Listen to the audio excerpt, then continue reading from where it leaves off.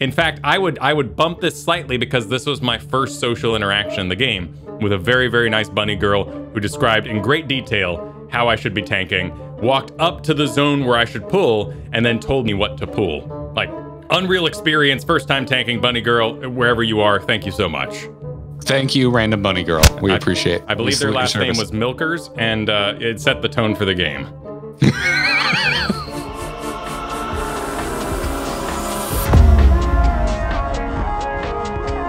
Greetings and welcome back, everybody. This is the final name change, I promise this time. We've decided to start calling this Grinding Gear. That's the name. That's the big reveal. I'm Garrett Weinzierl, here as always with Kyle Ferguson. And Kyle, we're both still working our way through ARR patch content at the moment. You were not kidding. I am a little bored. But what is more important is that means we have now seen every pre-ARR credits dungeon that the MSQ requires. There's some unrequired dungeons. You're underselling this. We are making today spoiler-free Final Fantasy XIV content for the people. We're going to rank all of the required dungeons that players are going to run before getting to the credits of A Realm Reborn, and we're not gonna be too spoilery about it. Yes. We'll mention some bosses, but we're not gonna mention like their importance in the lore, or if we actually kill them, or they're like wounded and run away. We're not gonna get into any of that business, but that means, Kyle, it's time to introduce the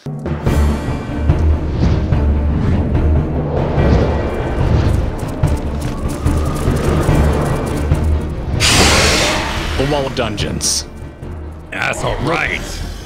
Gaze upon it in all its PSD wonder. I'm excited for this. There's elements at play. There's, as you mentioned, bosses. There's the dungeon itself, the theme, a little bit of the story, you know, the trappings. The ride is only as good as its animatronics. I'm not going to get into a Disney debate with you about how much I love old janky rides, but we've got epic, which would be like, it's a cringy word that I don't like using, and it is only reserved for dungeons that are truly worth using that tired old moniker. All right. So then we bring in, I guess, a young kid's word with a banger. Now we could have gone with lame for the next one. You can see that we kind of rethought how mean sounding some of our words were. So yeah, instead of that, we're going to go with could be cooler, you know, which is like kind of left of average, let's put it that way. And then our lowest ranking we're going to give something is maybe not the best. It could be straight trash. It could be boring, straight trash, but we'll be a little nicer than that. So far in Final Fantasy XIV, I have found all of them pretty darn fun. All right. I have found many of them confusing, but also I've been over-prepared for many of them because I've been tanking and watching guides.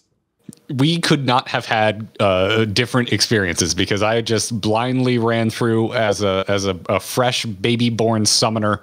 I didn't read anything ahead of time because I was told, don't worry about it. Either everyone's going to know what they're doing or they will actually take the time to explain things to you. It's all you need. You DPS the thing. I turn it away from you. That's really all you need to know. I'm excited to get to this first one because I feel like my perspective is way off. As a gladiator getting into the game, I traveled to the faraway land of island pirates, and I had no idea what was going on. So I'm starting going this way, but you can stop me. Oh, so you're talking about Sastasha. I wouldn't call this a banger, but I don't think it is bottom tier. I think the choral is kind of fun. And my starting zone was La Nocia, was hanging out in Limsa. So it made a little more sense going in. And I still hadn't seen fish people yet, though. So the fact that this was like a continuation of like the La Nocia starting experience, and then there's like Monster Fish Man. That enough was me going, oh, cool. Oh, sweet. We're still in a fantasy RPG that can surprise me with silly monsters. Okay. All right. You know, that does change my opinion slightly because I figured you were fighting fishmen the entire time and that this was just one more fishman to the pile. So, if we were, I definitely forgot that it happened before the dungeon.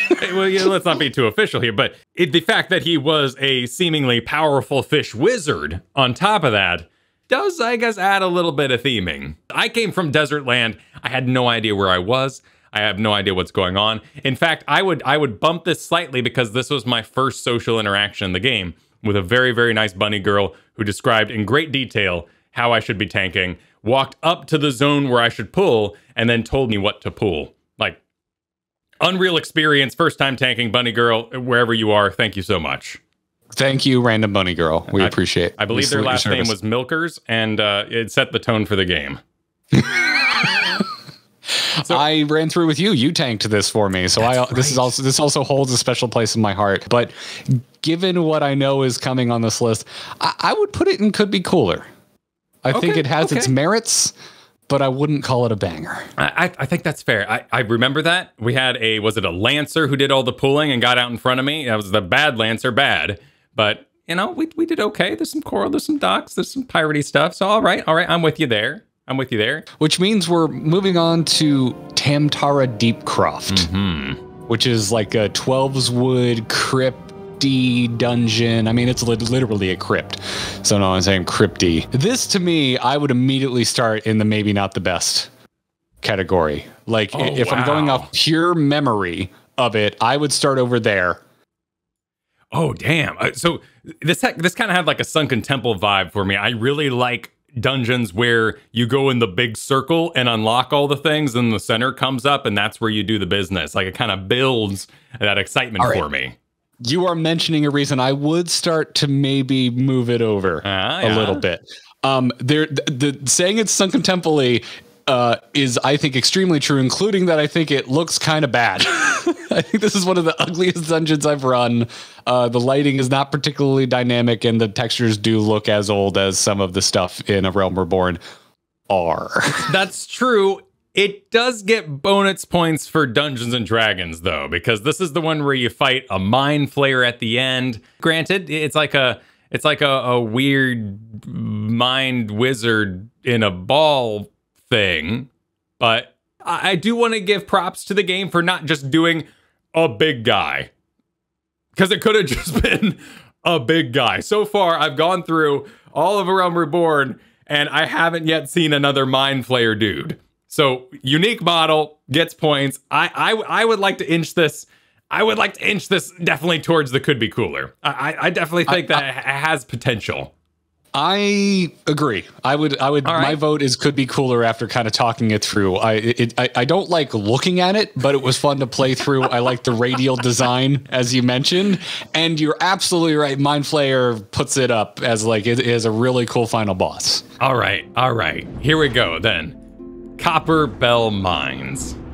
Put this thing straight at the end, all the way at the bottom. Just complete trash off the map. This is about as generic a fantasy dungeon I think you can come up with. Yeah. It's a mine with vague Minotaur monsters, and that's it. Yeah, the I don't want to get in Final Fantasy trouble here, but Final Fantasy Minotaurs with the armor and the big golden hammers have always been really lame. But it did have a splitting slime, which is so video game camp. I kind of liked it. I don't think it redeems. I think it redeems it from being off the map. Okay, that is a cool boss. You are right. That is a very cool mechanic. It's trash, but it's not like hanging off the map like half in the dumpster trash. It is currently in the house and it doesn't smell. Okay, I want to be very clear too that after these three, I kind of love everything. It's a rough start, but the Lord of the Rings, the Fellowship had to do some walking. You know, you don't have perspective for how good things can be unless you do some Wailing Caverns. And even then, better than Wailing Caverns, we've seen some unique models and some non-biggened things so far. So, at least we're exploring the world, but it can't be all bangers yet. The 1,000 Maws of Toto-Rak. Yeah, this is part of the a rather lengthy Sylph quest line that a bartender I really like sends you on. I think I would just windmill slam this into banger territory. Wow. I think this kind of exemplified. It was classic in a good way for me. I love that it's creepy caves. There's spiders everywhere. There's slime. There's green glowing goo, and there's a big spider boss at the end. It's actually more of a scorpion. but there's just so many classics here. It reminds me of like Deku Tree, Ocarina of Time. Oh yeah, I can hear the music. I hear it. Yeah. I want to allow me to drag on the screen here. The tank is responsible for leading, and when you're using the mini map, I had no idea where the hell I was. And this is unfair. I didn't know we were bringing visual aids to the argument. I was terrified. I had no idea where I was going. The minimap is so helpful. As you may have noticed, this game is full of beautiful things that you cannot touch because there's vistas. The map doesn't totally make sense once you're flying. It's kind of like, oh, I get it. But like, I was just glued to the minimap through all these early dungeons just to know where I was going. And this one threw me for a loop. And I was terrified. I spent the whole time in fear, wondering if I was going to get called out. I did not. Luckily, that was very nice. There was my first experience going with a dancer, so I couldn't see. There was graphics everywhere and bright lights flashing all the time. But I eventually got us all the way to that scorpion spider thing. And I'm glad we have the same visual opinion of running with dancers. Just like, oh, this is going to be a busy. This is going to be a busy run. I've heard you're the problem as a summoner now, but you know you'll experience that as we go up in level. Yeah, listen, as a summoner, I can't see what I'm doing, so I can imagine what you're looking at. Yeah, this feels like just a classic ass dungeon to me. Okay, yeah, it's just got a little bit of everything I want. I would be comfortable putting this like for my own fear, just like touching lame, perhaps. But definitely in the banger category. Okay. Well, you can break that line a little bit more. Scoot just a tad more to the left. Okay, tad more to the left. You know, if you think about it mechanically, it's maybe not the most interesting. So I can see where you're coming from there. All right. You know what comes after 1,000 Maws of Toto-Rak, Kyle? One of the best.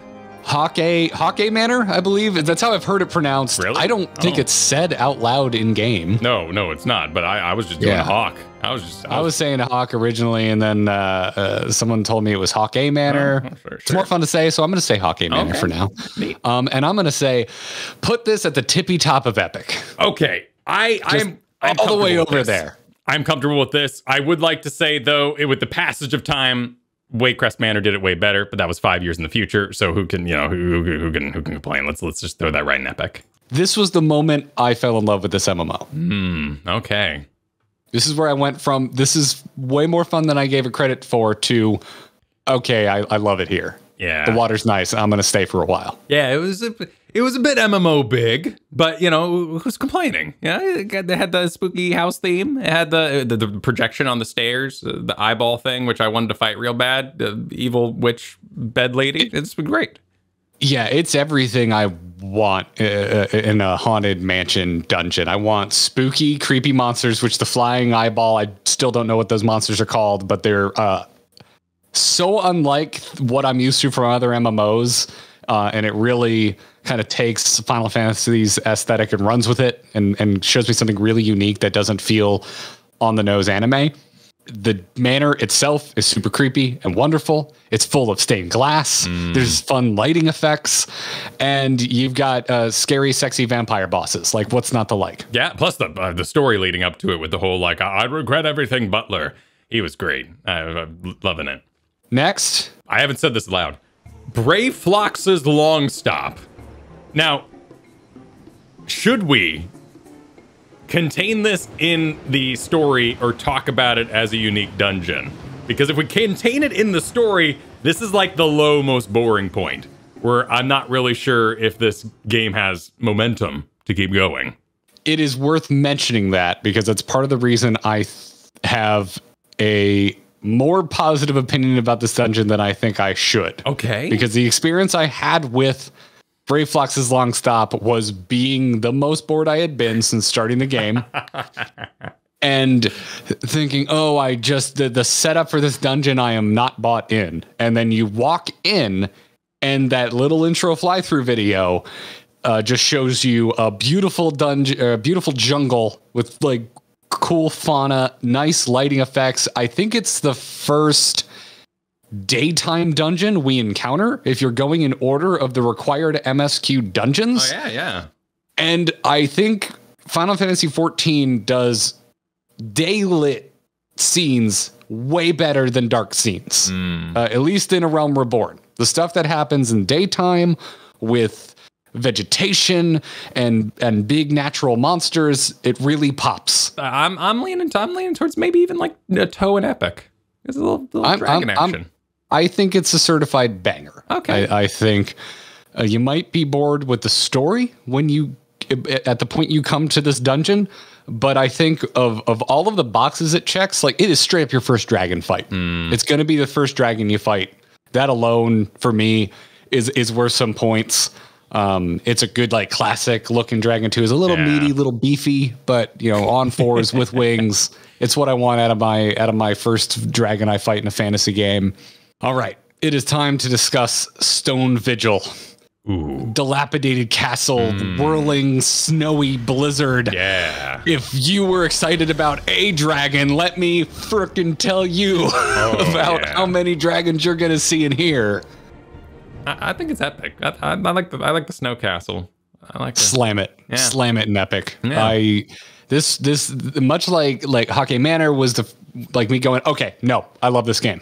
I'm into it. This was the first time me going, I care about the lore. I care about these characters. Like there's lore reasons you come here with characters that to me didn't seem very important at the time. And they become important by the end. It seems weird to be like, okay, Stone Vigil, and then probably hours and hours of play go by before you end up at the Castrum. Yeah, there's a lot of table setting going on, and you got some more trials to do. But yeah, now we're in one of two to cap off pre-credits ARR with our first 8-man, which is Castrum Meridianum. It is hard to pronounce. I struggle with this one. Evil empire base with lots of airships and missiles and mechanics that are being completely run over and zerged by your party. I've got one big disappointment here, and it was partially exacerbated by the group I was running with making fun of Lady Warframe the whole time. I was so sad because I was really excited to fight her. You're talking about Livia? Yeah. Oh my God, did they call her Lady Warframe? No, that's just what I'm calling her. Because that's what you call her. That's brilliant. That's brilliant. She absolutely looks like a Warframe character. She was great. She ninja kicked the guy into the wall, the little leaf, and I was really excited to do that fight. They were riding their big robot. They jumped off the robot, and everyone was just like ragging her the whole fight. Everyone in my raid was just making fun of her the whole time, and she was ridiculously easy. And there was some sort of mechanic with missiles, which everyone was laughing about. Like, what a low to come to the end there. I was really excited to fight her. I have been enjoying the player-generated memery that happens across both I had a good time in both Castrum and the next one we're going to talk about, because of just people kind of ragging on the experience because they clearly have done it too many times. And to me, I enjoy that kind of stuff, especially when it's my first time experiencing it, because it's like, oh, I don't get the joke. There's a joke to get. There's history here. That's what you feel like you're part of something. You want to be part of this community that's having such a good time. I get you there. Way better than everyone taking it too serious. Well, then where you gonna stop me? Because I'd put this like right in the middle. Like this is for all my defense. Yeah, I think that's a fair place. I think an argument could be made for banger because it is kind of the start of the end of this major like lore snowball. There's a lot of payoff here. True. You finally get to fight some people that have been tormenting us for the entire game up until this point. And I think there's some of that should be put into or taken into account. Okay. And I'm also like these last two, it's difficult for me because I really respect the hell out of the fact that Final Fantasy XIV has kept this content still relevant, and there's reasons for high level players to still go back and play it. But the reality of that is that it still kind of gets trounced. And you don't really have a lot of time to kind of experience the fights. It's more about going in to experience the cinematics. And for that reason, I think we keep it here. Okay. I think it just rides this line of it is a perfectly fine experience. It's a complicated mess. I mean, would I put it below 1,000 Maws? Probably not on its own, but all those sort of pieces together, I think this is the right place for it. Yeah. It is cool drama. It is not a particularly great experience your first time actually running it. Speaking of, let's talk about maybe not the best experience the first time running it. The Praetorium. Yeah, the Praetorium. It needs no introduction. It's pretty infamous at this point. I was warned heavily of the time investment, which I didn't think was too bad. It's truly just there because of the amount of cinematics. I got to give it up for Gaius. I love that guy. I just think he's the best. Just his energy, his candor, his performance. I hope he comes back. I hope there's statues built to him, whatever it may be, to honor such a great leader. I love him, and I loved everything he did in this, including turning gold. I think Gaius elevates Praetorium quite a bit above Castrum. Livia is cool, and because of Livia's involvement in a past episode, you hear me talk about the at what point I'm no longer bored, and Livia was very involved in that. Gaius is just infinitely cooler. Gaius is a good classic villain, and so much of today, like my weight has been put on like, does this hit like classic boxes for me? Does it check classic boxes for me? And Gaius is definitely one of those. Like, does it have a good villain or boss? And Praetorium has at least two that I think are truly awesome. Yeah. So we're set pieces as well. So it sounds like we're leaning pretty banger here. Like I'm going banger. Okay. I think for the sheer reason of it kind of being it exemplifying the Final Fantasy trope of I spent more time watching than I did playing. For me, I think that keeps it out of the epic area. If this was a cinematic review, throw it over there. Okay. But we are also reviewing it as a dungeon. Also as a meta experience of Final Fantasy XIV's community was really fun. Because again, much like you were talking about how maybe Livia was a little undercut for you because of people kind of joking around. I like that stuff. There's quite a bit of that going on in Praetorium.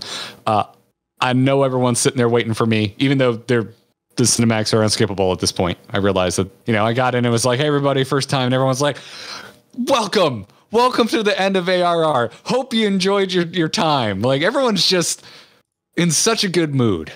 Everyone knows why we're here. And everyone seems so stoked when like new blood shows up. And that's, it fills me with the warm fuzzies, man. So yeah, Praetorium, banger, certified banger. Nice.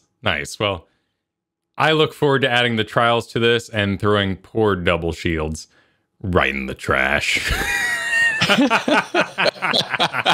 I have one final question, Kyle. In closing ranks, I don't think I have a question about anything except maybe Haukke Manor versus Stone Vigil. I'm almost leaning towards putting Stone Vigil on top. If you had to say which one is more epic, what call would you make? Oh man, yeah. I mean, you want to inch that up in epic, or you want to like straight up like put Haukke Manor down? I might put Stone Vigil above Haukke Manor. Okay. I'm for it. Let's elevate Stone Vigil as just a great dragon dungeon. Castles. Love it. Dungeons. Dark Souls. Love it. Well, there you have it. Here is our if y'all like this, we will return to it. And if you don't, we might do it anyway. Well, we might do it anyway. This is a lot of fun. We've been talking about doing this for a little bit here. So this has been a little pet project in the back of Kyle's mind for a while that I've been very excited about. Here we have it, our first ever wall of dungeons for pre-ARR credits. There's our ranking. What do you think? Do you agree? Do you disagree? Let us know. If you're watching on YouTube, make sure you like, subscribe, and ring the notification bell to take control over the algorithm and get all the latest uploads from Kyle and me when we do a new, as it is now known, Grinding Gear. We're not going to change the name anymore. We spent a lot of time thinking about it. So, please subscribe. We see those stats. 85% of you are watching these videos and not subscribed. We do a new upload every Wednesday morning. And there's some plans, Kyle. there's some plans for more regular content. So if you don't want to miss that stuff, subscribe to the channel. We really appreciate it, everybody. But for now, new uploads every Wednesday morning. To get in touch with us personally, my Twitter is @GarrettArt, Kyle's is @KyleFerguson, or you can send an email to our fresh new email account. Send it to feedback@startgrindinggear.com. For our podcast listeners, we're still working on a podcast plan. News to come. But until next time, everybody, good luck and have fun.